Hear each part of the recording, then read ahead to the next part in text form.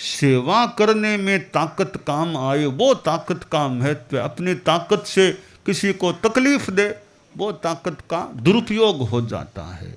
तो विजय प्राप्त कराए ऐसा पौरुष, ऐसी शक्ति भुजाओं में है। शक्ति का बढ़िया उपयोग है, धार्मिक आध्यात्मिक उपयोग है, तो वह फिर एक भुजाओं का आभूषण हो जाता है। तो का आभूषण के ओर के तो पैसे लगते हैं, बिना ऐश्वर्य ने प्रकृति महताम मंडन विदम। और आभूषण तो आपको चाहिए तो बाजार में जाओ, दुकानों में खरीदो, तो पैसे हैं तो आप खरीद सकते हो। या कोई उदार आदमी ऐसे ही दे दे तो अलग बात है, कोई दे दे, बाकी तो पैसा हो आमतौर से तो आदमी आभूषण खरीद सकता है। पर ये ऐसे आभूषण हैं कि पैसा नहीं भी है तो बिना पैसे भी ये सद्गुण के भूषण जीवन में हो सकते हैं।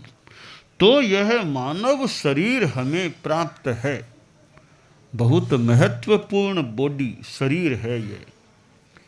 इस शरीर के भीतर इतना ज्ञान प्रकट हो सकता है, अनंत ज्ञान प्रकट हो जाए। दुनिया में इतने इतने महापुरुष हुए हैं, तो कितने महापुरुष कितने परम ज्ञानी बने हैं। तो इस देह में विराजमान आत्मा है, उस आत्मा में अनंत ज्ञान की सत्ता है, अनंत दर्शन है, अनंत आनंद की सत्ता है, निरंतरायता है। ये गुण इस मानव जीवन में प्रकट हो सकते हैं। वर्तमान में इतनी अर्हता हमारे में न हो कि वो हमारे भीतरी गुण एकदम केवल ज्ञान जैसे प्रकट हो जाएं, पर जितना हो सके उस दिशा में आगे बढ़ें और जीवन को सद्गुण संपन्न बनाने का, जो ये सामान्य बातें हैं दान की, वो भी शुद्ध साधु को दान देना धार्मिक आध्यात्मिक संदर्भ से बड़ा महत्वपूर्ण माना गया है। और यह गुरु के प्रति भी विनय का भाव, साधुओं के प्रति भी विनय का भाव, परिवार में भी शांति रहे कि माता पिता के साथ कैसा व्यवहार है, बड़े भाई के साथ कैसा व्यवहार है, काका मामा के साथ कैसा व्यवहार है। जो हमसे बड़े हैं, बड़ों के प्रति हमारा कैसा व्यवहार है। जिससे जो बड़ा है, अपने से जो बड़ा है, तो बड़े के प्रति हमारा व्यवहार कैसा होना चाहिए। प्रोटोकॉल भी मेरे से बड़ा है, मेरे पिताजी हैं, मेरे गुरु हैं, संत लोग हैं, महात्मा लोग हैं, तो जो हमसे बड़े हैं उन बड़ों का हम किस रूप में समुचित अनासाधना पूर्ण व्यवहार के द्वारा उनका एक जो उचित करणीय होता है उनके प्रति वो करते हैं।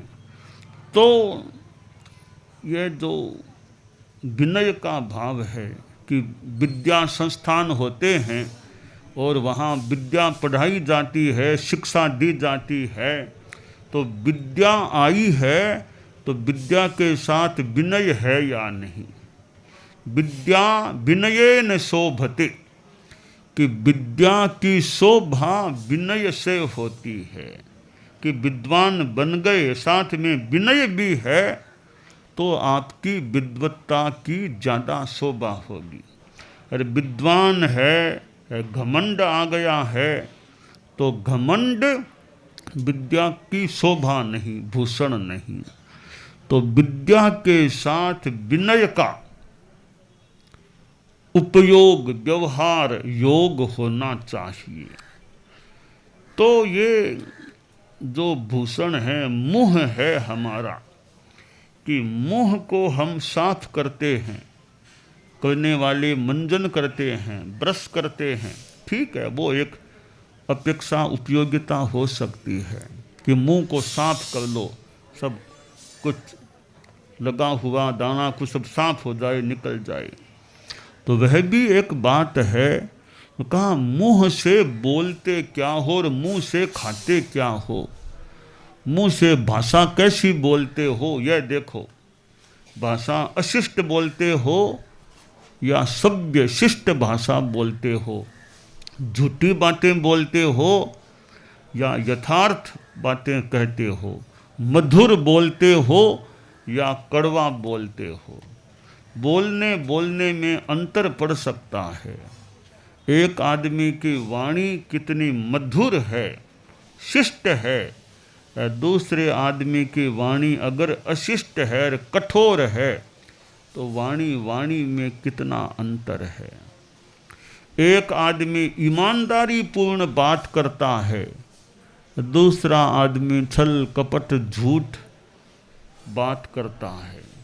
तो मुंह की यह शोभा, ब्रश कुरला तो एक हमारी उपयोगिता हो सकती है दांतों की ओर की सुरक्षा के लिए, वो कोई गलत बात नहीं है, परंतु यह पवित्रता जो मुंह की है कि वाणी कैसी है, खान पान कैसा है, मुंह से क्या खाते हैं क्या पीते हैं।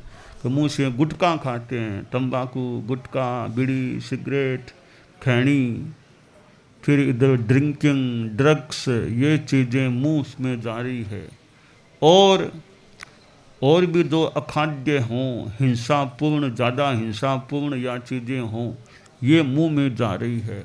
तो मुंह से क्या खाना पीना और क्या बोलना, इन दो बातों पर आदमी ध्यान दे ले। मुंह से खाना पीना क्या करना या क्या नहीं करना, मुंह से क्या बोलना और क्या नहीं बोलना, ये दो बातें विवेक युक्त दिमाग में बैठ जाए कि झूठी बातों से बचने का प्रयास करना, कड़वी बात बोलने से यथासंभवतया प्रयास करना, और ये अखाद्य अपेय चीज़ें हैं उनसे यथा औचित्य बचने का प्रयास करना। तो इस मानव जीवन को हम सद्गुण रूपी भूषण आभूषण से शोभित करने का प्रयास करें। बाह्य आभूषण तो ठीक है, समाज में थोड़ा चलता है, ये बाह्य है। भीतरी आभूषण, सद्गुण आभूषण, वो हम धारण करने का, धारण रखने का प्रयास करें, यह काम्य है।